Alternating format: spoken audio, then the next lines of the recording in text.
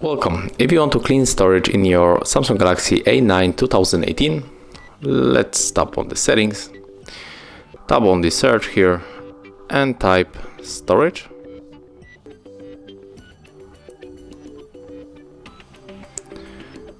And tap on the storage booster.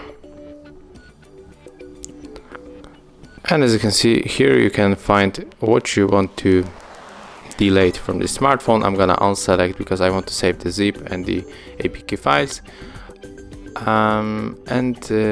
Just tap on the auto delete unnecessary data, and it automatically delete the unnecessary data such as scheduled files and adds the scheduled time.